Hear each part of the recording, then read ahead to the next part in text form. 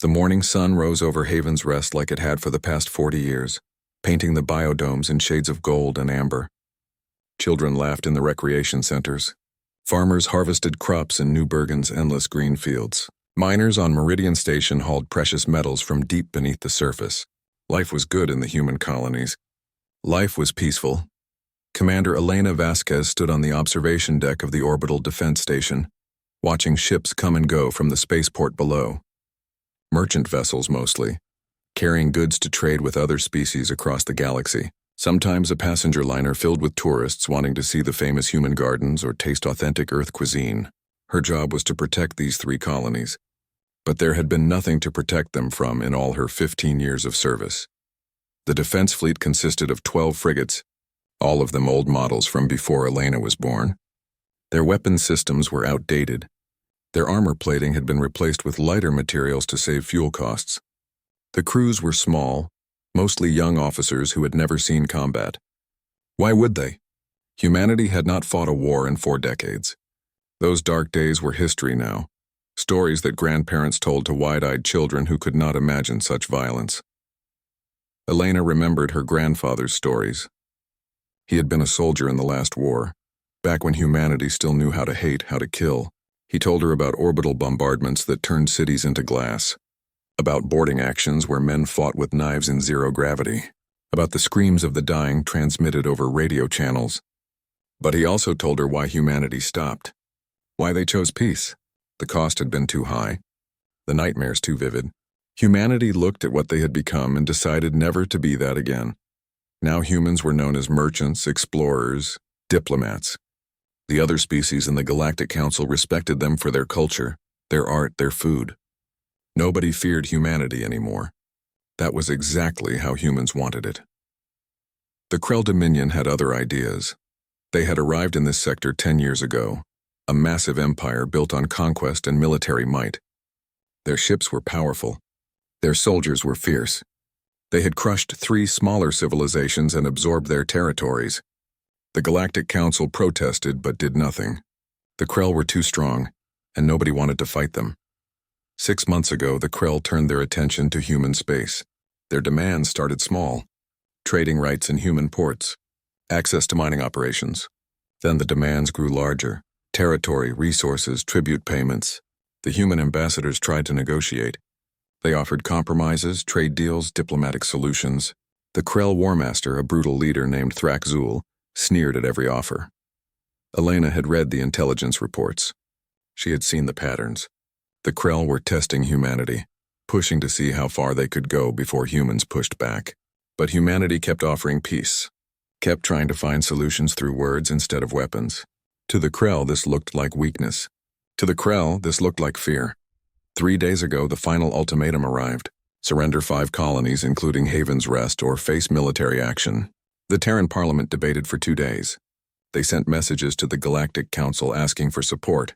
They contacted their allies, hoping for assistance. The Council expressed sympathy but took no action. The allies promised prayers but not ships. Humanity stood alone. The Parliament rejected the ultimatum. They believed the Krell were bluffing. They believed that even the Krell would not attack civilian colonies.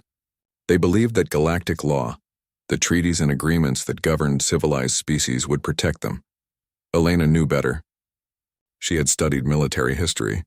She had read about species that mistook kindness for cowardice. She had requested additional ships, better weapons, permission to evacuate civilians. Every request was denied. The Parliament did not want to appear aggressive. They did not want to escalate tensions. They believed peace could still be achieved. On Haven's Rest, 2 million people went about their daily lives. Marcus Chen took his daughter to school, kissing her forehead before she ran inside. Sarah Williams opened her restaurant, preparing for the lunch rush. David and Jennifer Okoye celebrated their wedding anniversary, planning a picnic in the Central Park. They had no idea what was coming. On New Bergen, 800,000 farmers worked the fields. Their crops fed not just humans but species across 3 sectors. They were proud of their work. They believed they were building something beautiful, something lasting. On Meridian Station, 1.2 million miners extracted resources that powered half the colony ships in human space. They worked hard, lived well, and dreamed of the homes they would retire to someday. Elena watched over all of them, this guardian with dull swords and paper shields. She ran drills with her crews, trained them as best she could with limited resources. She updated defensive protocols that had not been tested in 40 years. She did everything possible with what she had. It was not enough. It would never be enough. On the morning of the attack, Elena was reviewing supply reports when her sensor officer called out. 12 contacts, no, 20, no, 40 contacts emerging from slipspace. Krell warships, battlecruisers, and destroyers, appearing in orbit around all 3 colonies simultaneously. The sensor officer's voice shook as he reported the numbers. 47 Krell warships against 12 human frigates. Elena sounded the alarm. She broadcast warnings to the colonies below. She ordered her ships to intercept.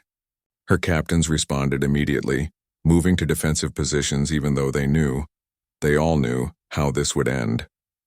The Krell ships took formation. Their weapons powered up. Energy signatures spiked across Elena's displays. She opened a communication channel, trying to buy time, trying to find any path that did not end in fire. Krell Fleet, this is Commander Vasquez of the Terran Defense Force. You are in violation of galactic law. Power down your weapons and withdraw, or... War Master Thraxul's face appeared on her screen. He was massive, covered in thick armor plating that looked like it was part of his body. His eyes held no mercy, no hesitation. You had your chance to submit, human. You made your choice. Now we make ours. The channel closed. The bombardment began. Nuclear weapons descended like falling stars. Plasma cannons fired in perfect coordination. The sky above Haven's Rest turned white with fire. Elena watched the feeds from the surface, watched the biodomes shatter, watched the city burn. She heard the screams on the emergency channels. She heard people calling for help that would not come. Her frigates fought. They fought with everything they had. They destroyed 3 Krell destroyers before the enemy's superior numbers overwhelmed them. One by one, Elena's ships died. Good people, brave people, vaporized in nuclear fire because they had tried to protect their homes with insufficient tools. Elena's station was last. The Krell saved her for the end, perhaps to make her watch. As her shields failed and her hull breached as fire and vacuum claimed her crew, Elena's last act was to send one message to Earth, 3 words, transmitted on all frequencies. They killed us. Then there was only silence and fire and death. The nuclear warhead struck New Bergen's agricultural sector at exactly 0847 hours. The first dome exploded in a ball of white light that could be seen from orbit. Inside, 200,000 people were working the morning shift. They died instantly.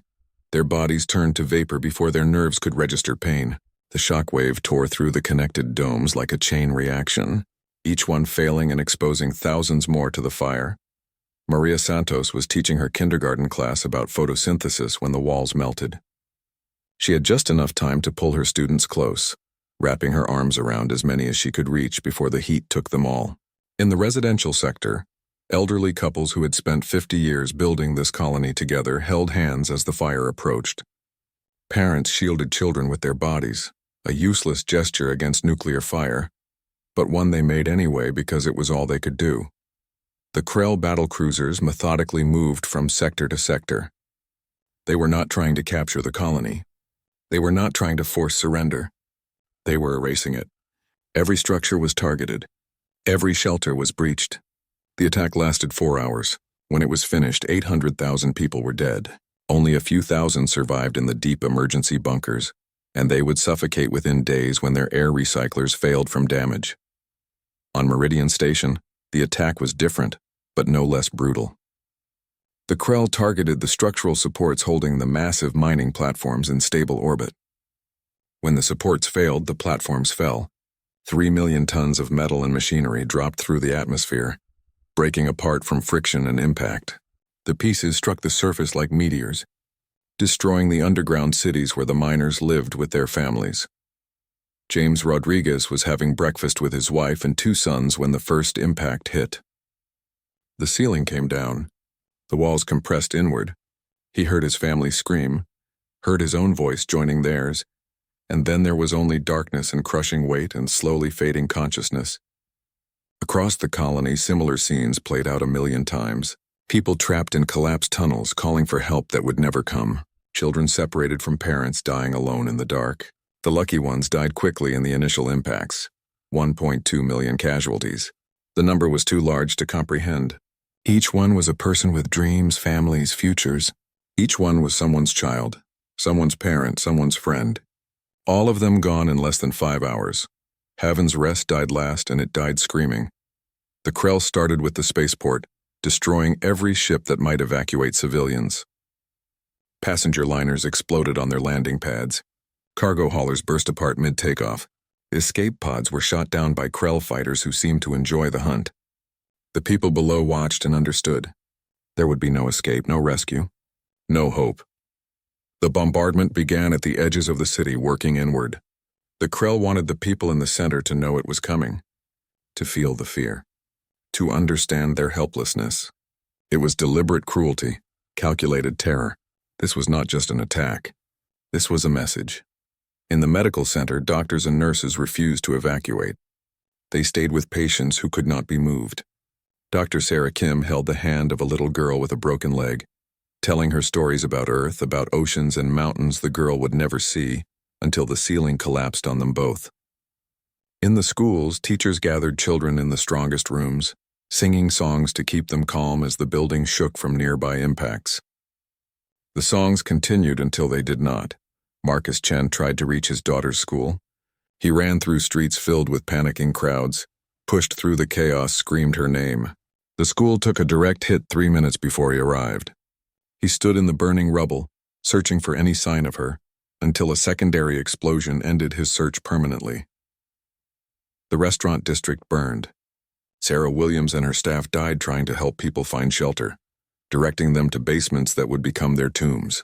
The parks where families played vaporized under plasma fire. The museums holding humanity's cultural treasures melted. The libraries containing knowledge from 1,000 worlds turned to ash. In the government center, Colony Administrator Liu sent messages to Earth until the last moment. She documented everything, recorded the attacks, named the Krell commander she could identify. Her final transmission lasted 6 seconds. Tell Earth, tell them all. Remember us. Make them. The feed cut to static. The defense forces fought until their ammunition ran out, then fought with whatever they could find. Police officers stood against Krell drop troops with pistols meant for crowd control. Security guards threw themselves at armored soldiers. Civilian volunteers formed desperate last stands at evacuation points. They bought minutes, sometimes only seconds, but they bought them at the cost of their lives. Commander Vasquez's orbital station was crippled, but not destroyed. The Krell wanted her to watch, wanted her to see her failure. She sat in the damaged command center, watching 3 worlds die on her screens, listening to the final transmissions, a mother calling for her children, a man asking if anyone was still alive, a child's voice so young asking why this was happening, asking when someone would help, asking when the pain would stop. No one answered the child. No one could. When the bombardment finally ended, the Krell fleet remained in orbit like vultures over carrion. They broadcast their victory across all frequencies, ensuring every human in the galaxy would hear. War Master Thrakzul's message was simple and direct. This is the price of defiance. This is what happens to those who refuse the Dominion. Let all humans understand. You are weak. You are finished.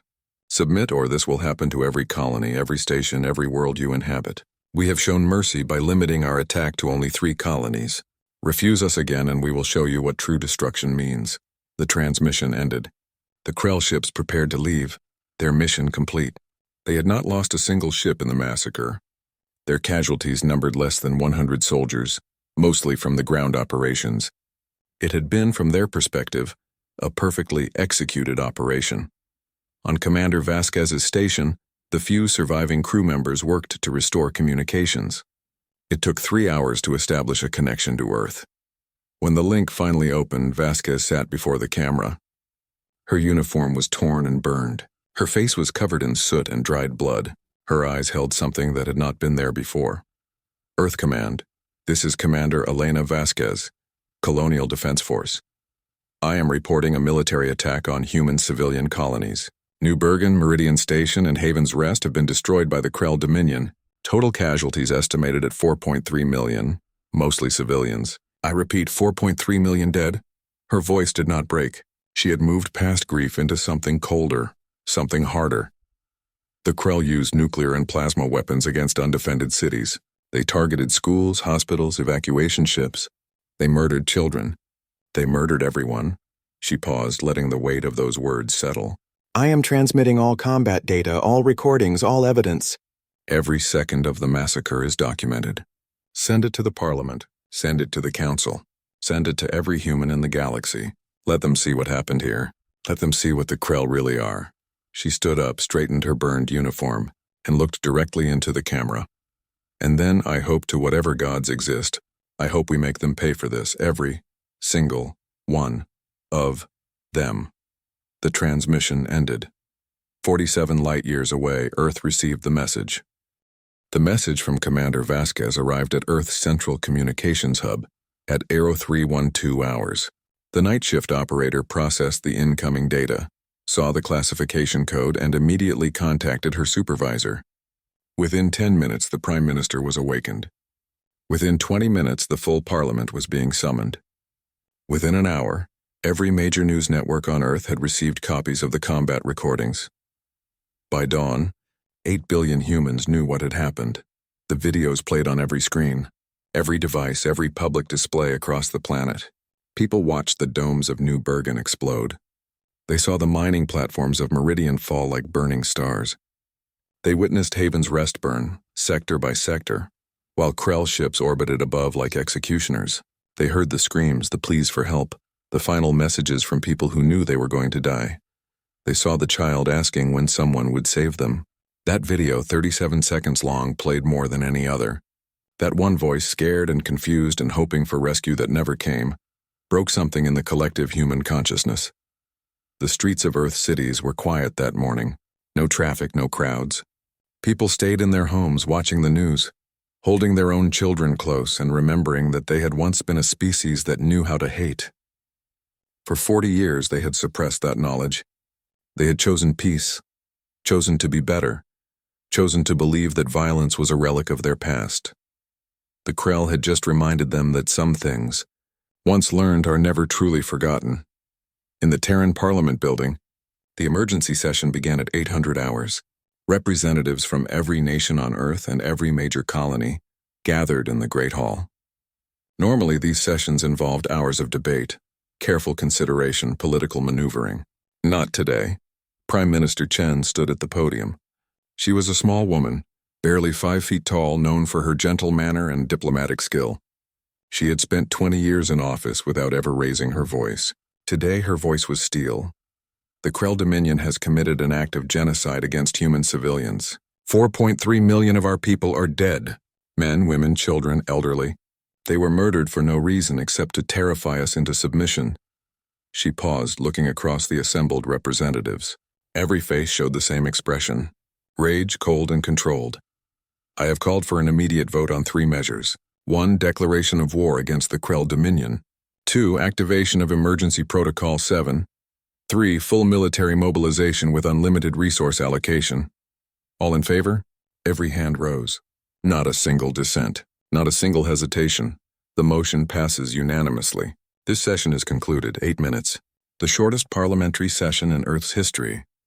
There had been nothing to debate. No negotiations to consider. No diplomatic solutions to attempt.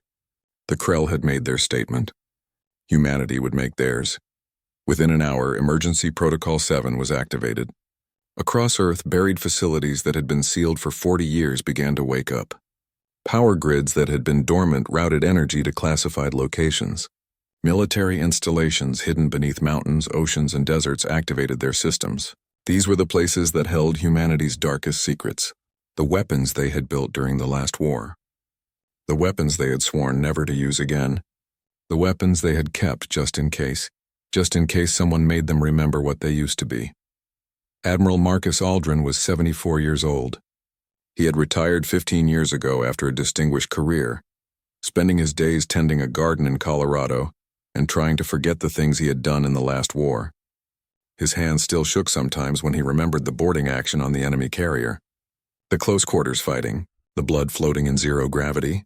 He had killed 37 people that day with his bare hands and a combat knife. He had nightmares about it for decades. The call came at 600 hours. He knew what it meant before he answered. Admiral Aldrin, this is Earth Command. We need you to come back. He looked at his garden, at the peaceful life he had built, at the man he had tried to become. Then he thought about the video of the child, the one asking when someone would help. I'll be there in 2 hours.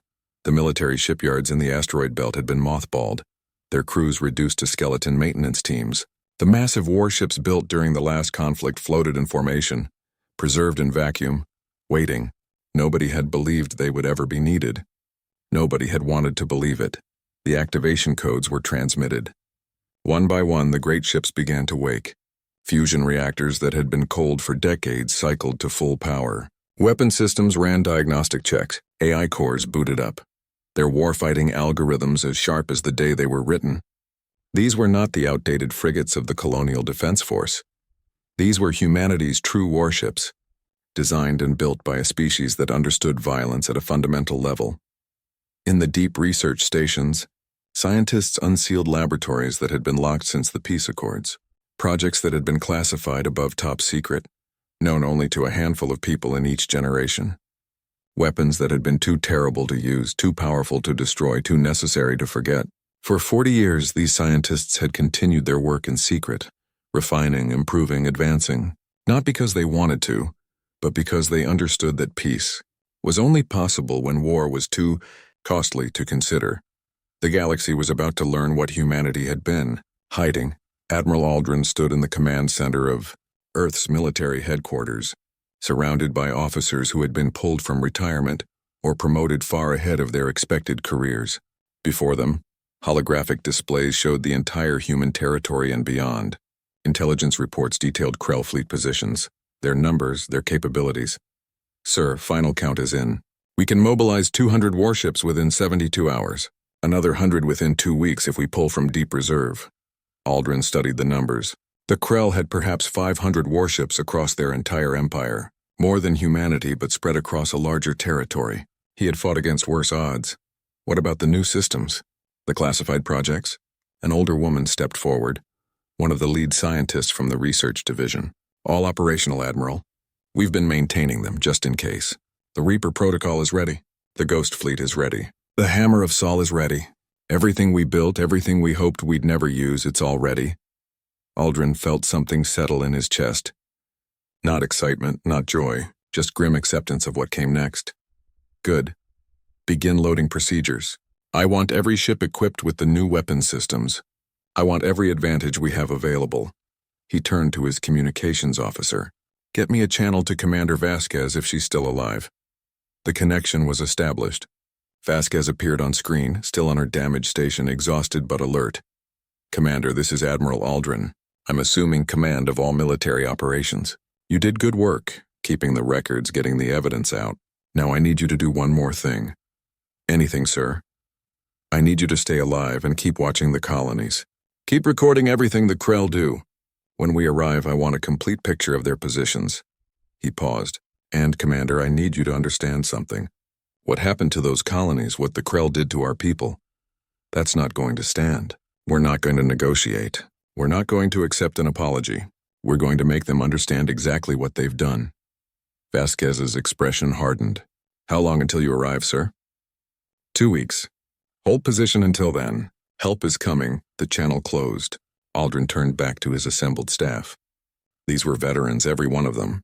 They had seen war. They knew what he was about to order. Gentlemen, ladies, we have our mission. The Krell believe we are weak because we chose peace. They believe our compassion is cowardice. They believe we forgot how to fight. He gestured to the displays showing the dead colonies. They killed 4 million civilians to prove their point. Now we're going to prove ours. We're not going to their territory to conquer. We're not going to capture their worlds.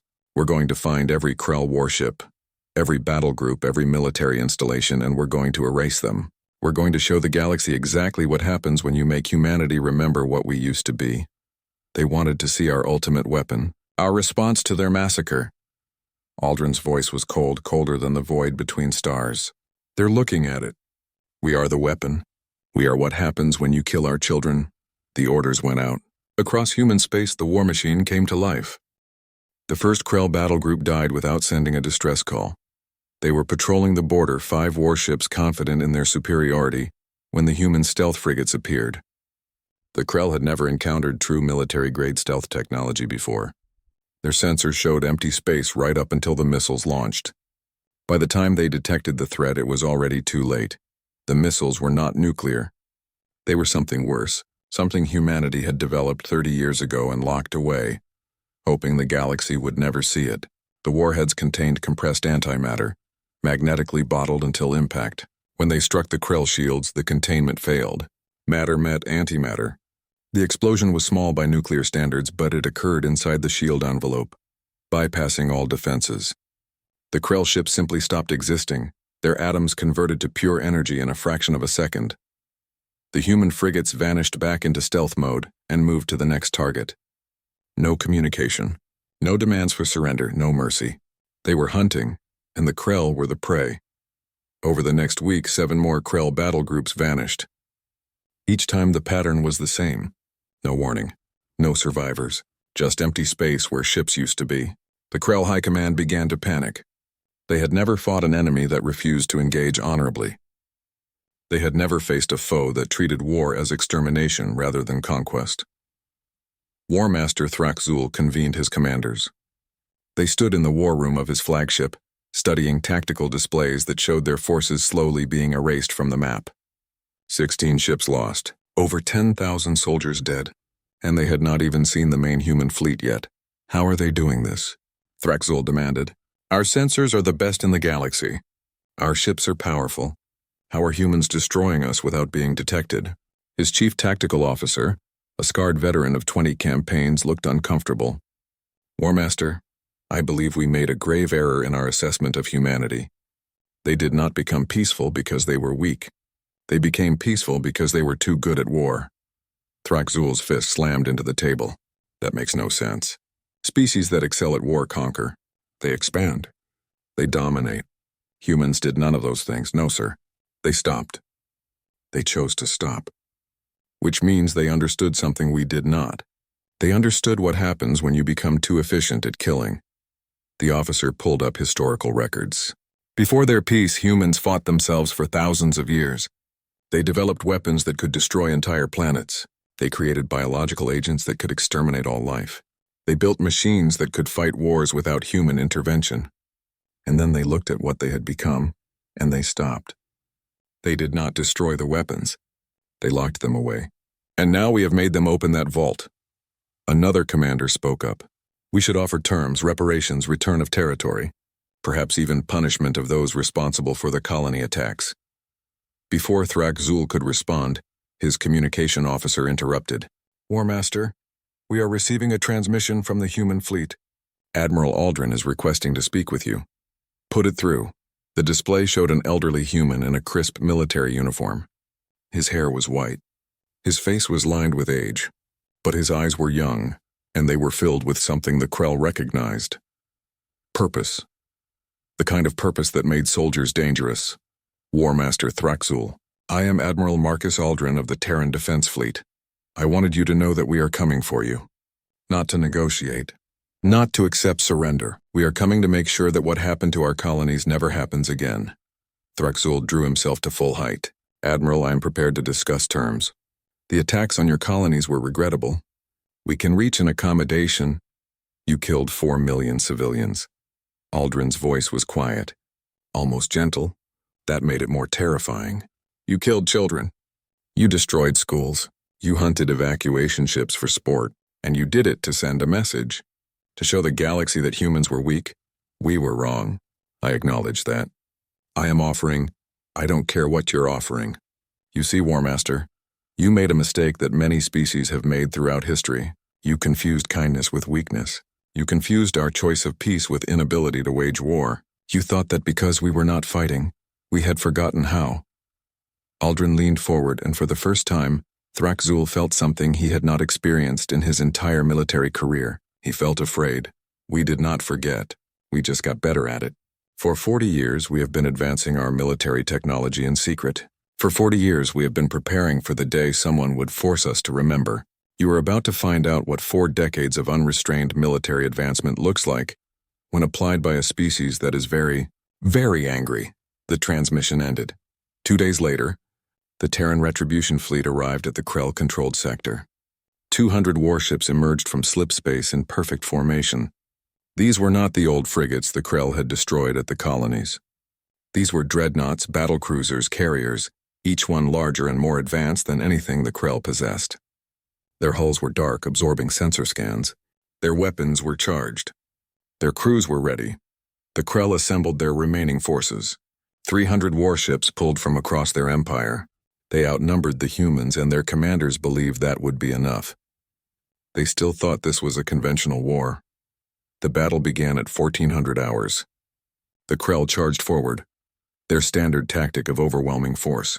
They expected the humans to form defensive lines, to trade shots, to fight the way all civilized species fought.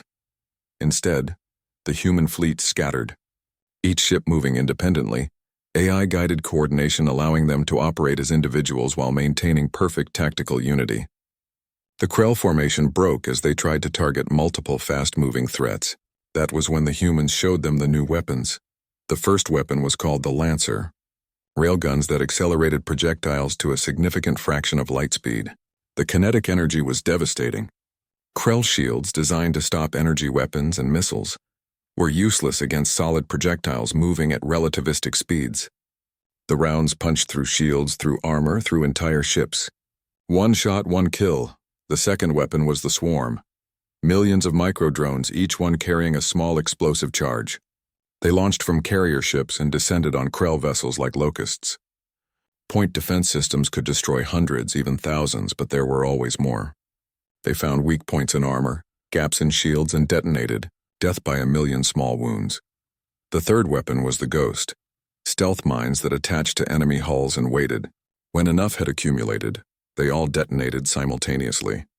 Krell ships that seemed undamaged suddenly tore themselves apart from within. In 3 hours, the Krell lost 90 ships. The human fleet lost 2, both from collisions during high-speed maneuvers. It was not a battle. It was a demonstration. A lesson in what war looked like when fought by a species that had perfected it. Thrak-Zul watched from his flagship as his fleet disintegrated.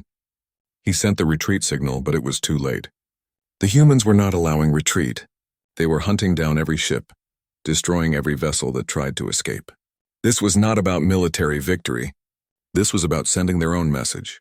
As his shields failed and his ship began to die around him, Thrak-Zul finally understood what his tactical officer had tried to tell him. Humans had not forgotten how to fight. They had just become so good at it that they scared themselves. They had locked away their ability to wage war because they understood the terrible truth. When humans fought, they did not stop until the enemy was destroyed completely. The last thing War Master Thrak-Zul saw was a human dreadnought filling his view screen. The last thing he heard was Admiral Aldrin's voice, broadcast across all frequencies. Let this be a lesson to the galaxy. Humanity chose peace not because we cannot fight, but because we fight too well. We chose kindness not from weakness but from strength. And when you force us to set aside that kindness, when you make us remember what we are capable of, this is the result. Tell your people. Tell everyone. Humanity's ultimate weapon is not a device or a bomb. It is what we become when you hurt our children. It is the fact that we can do this and choose not to, until you give us no choice. The flagship exploded, and Thrak-Zul died never knowing that he had been part of something larger. A demonstration not just for the Krell, but for every species watching. A reminder that the quiet gardener, the peaceful merchant, the kind diplomat could become something else when necessary. Could become the nightmare that even nightmares feared. The war lasted 11 weeks.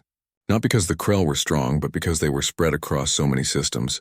The Terran Retribution fleet moved from sector to sector, methodically destroying every Krell military installation, every warship, every armed station. They did not target civilians. They did not bombard cities. But every soldier, every ship, every weapon that bore the Krell military insignia was eliminated with cold efficiency. By the end of the 6th week, the Krell military command was in complete collapse. Regional commanders surrendered independently, against the wishes of their High Council. Entire fleets powered down their weapons and broadcast their capitulation. They had seen what happened to those who kept fighting. They had watched Admiral Aldrin's fleet demonstrate weapons that seemed impossible. Ships that could appear and disappear at will. Projectiles that could strike from light seconds away. Drones that could disable a battleship in minutes. The final battle took place at Krell Prime's outer defense perimeter. The last loyal fleet, 47 ships commanded by officers who still believed they could win, formed a defensive line around their homeworld. Admiral Aldrin brought only one ship. His flagship, the TDF Requiem, a dreadnought that measured 3 kilometers from bow to stern. The Krell fleet opened fire first. Plasma cannons, missile volleys, particle beams, everything they had. The Requiem's shields held easily. The ship did not return fire. It simply waited, drifting forward at a steady pace, absorbing everything the Krell threw at it. Admiral Aldrin opened a broadcast to the Krell ships and to the planet below. He wanted everyone to see this. He wanted them to understand. This is Admiral Marcus Aldrin. What you are about to witness is called the Reaper Protocol. It is a weapon we built 28 years ago. We built it to ensure that no enemy would ever force us into a prolonged war. We built it hoping we would never need to use it. The Krell Dominion has made that impossible. This is not revenge. This is a demonstration. This is us showing the galaxy what happens when you force humanity to open the vault where we keep our nightmares. The Requiem stopped moving. A port opened on its ventral surface. Something launched, a device no larger than a fighter craft. It moved to the center of the Krell formation and stopped. For 3 seconds, nothing happened. Then space itself seemed to scream. The device activated a cascading quantum field, something that should have been theoretically impossible, but that human physicists had made real. The field disrupted atomic bonds at a fundamental level. Matter simply stopped being matter. The Krell ships did not explode. They did not burn. They came apart, molecule by molecule, atom by atom, disintegrating into clouds of constituent particles. In 4 minutes, 47 warships became clouds of dust. The people on Krell Prime watched their entire defense fleet die without firing a shot. They watched their most powerful ships reduced to nothing by a weapon they could not understand, could not fight, could not survive, and they understood that if humanity wanted to, they could do the same to the planet. They could erase the Krell homeworld and every living thing on it. Admiral Aldrin's face appeared on every screen across the planet. We will not use this weapon on your world. We will not kill your civilians. We will not do to you what you did to us. Not because you deserve mercy, but because we are not you. We are not murderers of children. We do not bomb hospitals. We do not hunt evacuation ships. We fight soldiers, and now all your soldiers are dead. The Krell Dominion is finished. Your military is destroyed. Your empire is dissolved. Surrender now, and we will allow your people to survive. Refuse, and we will demonstrate this weapon again and again, until you have nothing left capable of threatening anyone. The Krell High Council surrendered within an hour. Total unconditional surrender. War reparations. Disbanding of all military forces. International monitoring. Punishment of war criminals. Every demand humanity made was accepted without argument. The Krell had no choice. They had started a war thinking they were fighting merchants and diplomats. They had discovered they were fighting something far more dangerous. They were fighting a species that had looked into the abyss of total war and decided to step back, but still remembered every detail of what they had seen. 3 months after the war ended, Admiral Aldrin stood at the memorial on Earth. A massive wall of black stone 3 miles long curved in a gentle arc. On it, carved in letters small enough to need close inspection, were the names. 4,300,642 names. Every person who died in the colony attacks. Ages listed next to each name. The youngest was 3 months old. The oldest was 97. They were all equal in death, all remembered, all mourned. Aldrin had come here every day since the war ended.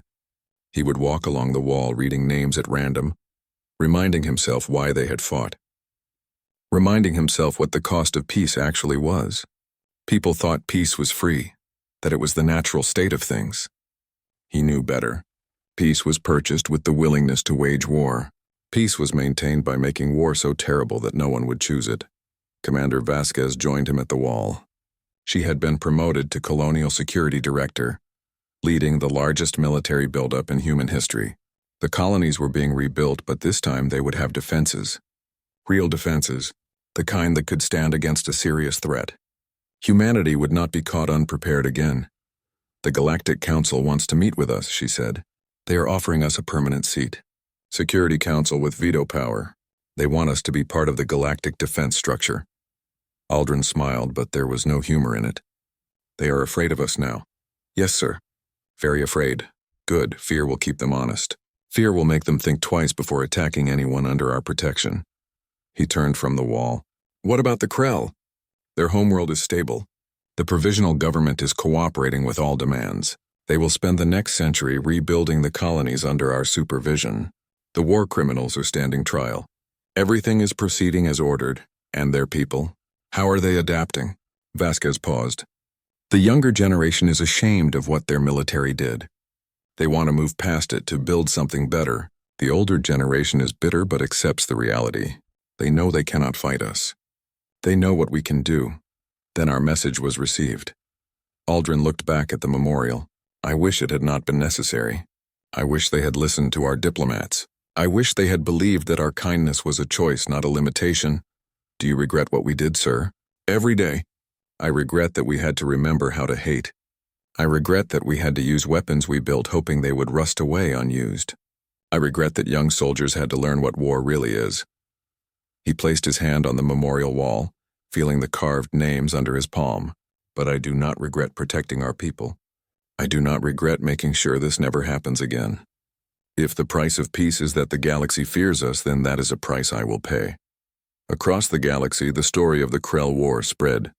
It was told in different ways by different species, but the core message was always the same. Humanity had been pushed into a corner, forced to remember what they had tried to forget, and the result had been swift and terrible. The Krell had learned that mercy shown by the strong is not weakness. That a species choosing peace does not mean they are incapable of war. That some gardeners know exactly how sharp their tools are, even when they choose to use them only for cultivation. The human colonies were rebuilt over the next 5 years. New Bergen rose from its ashes, its domes stronger, its fields more productive. Meridian Station was reconstructed with better safety systems and deep emergency shelters. Haven's Rest was reborn, a city of 2 million once again, but this time with orbital defense platforms and military garrisons. Life returned to normal, or as normal as it could be after such trauma. But things were different now. Every colony had defenses. Every civilian knew where the emergency shelters were. Every child learned basic survival skills in school. Humanity had learned that peace was precious but also fragile, that it needed to be protected, nurtured, defended. They had learned that sometimes the only way to guarantee peace was to make war so costly that no one would choose it. 10 years after the war, a new species emerged into galactic space. They were aggressive, militaristic, confident in their power. They looked at the established civilizations and saw weakness. They looked at the peaceful merchants and diplomats and saw easy prey. They began planning expansion, conquest, domination. Their military intelligence division prepared a report on potential threats. When they reached the section on humanity, they found extensive documentation. Combat recordings from the Krell War, analysis of human weapons, reports from Krell survivors. The final assessment was clear. Humanity possesses weapons and tactical capabilities far beyond any other known species. They choose to use trade and diplomacy not from necessity, but from preference. Military engagement with humans is not recommended under any circumstances. The aggressive new species read the report. They watched the videos. They saw the Reaper Protocol demonstration, saw 47 ships dissolve into atomic clouds in 4 minutes. They saw Admiral Aldrin's broadcast, heard his calm voice explaining that this was just one weapon, that humanity had others, that they had spent 40 years making war too terrible to contemplate. The invasion plans were destroyed. Trade negotiations were opened instead. The new species decided that there were easier targets in the galaxy. Targets that did not have the capacity to erase your entire fleet with a single device. Targets that could not make you simply stop existing if you pushed them too far. On Earth, in his retirement, Admiral Aldrin tended his garden again. His hands still shook sometimes, worse now after the Krell War. He had more nightmares to add to his collection. More faces of the dead, both enemy and friend. But he tended his garden anyway, growing flowers and vegetables, creating beauty from soil and seed. A young reporter came to interview him on the 10th anniversary of the war's end. She asked him the question everyone wanted answered. Admiral, do you think humanity has become what you feared? Have we become the monsters we tried not to be? Aldrin considered the question while pruning a rose bush. We became what we needed to be. For 11 weeks, we remembered how to hate, how to kill, how to wage total war. And then we stopped. We put the weapons away. We went back to being gardeners and merchants and explorers. That is what makes us different. That is what makes us human. We have the capacity for terrible violence. We have weapons that can destroy worlds. We have the knowledge and the will to wage war like no other species. But we choose not to. Every single day we choose peace. We choose kindness. We choose to build instead of destroy. He finished with the rose and turned to face her. That choice is what defines us. Not the weapons we have, but the restraint we show. The Krell made us remember what we can do, but we also reminded ourselves why we choose not to. So we are not monsters. No, we are gardeners who remember how to be soldiers. And the galaxy is safer for it, because now everyone knows. Push us too far, hurt our children, force us to remember, and we will show you what happens when humanity stops being kind, when we stop choosing peace, when we open the vault and use the tools we built to end wars forever. He smiled, but his eyes were sad. The best weapon is the one you never have to use. But having it, showing that you have it, proving that you will use it if necessary, that is what keeps the peace. That is what protects the innocent. That is what allows gardeners to tend their gardens without fear. The interview ended. The reporter left.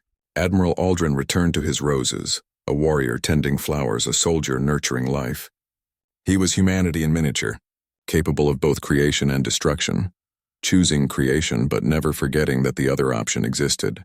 And across the galaxy, in 1,000 different languages, people told the story of the species that chose peace but kept war in their pocket.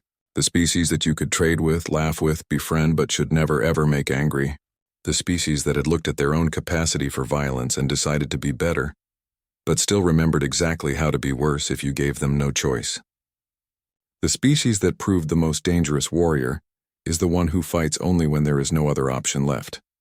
The species called humanity.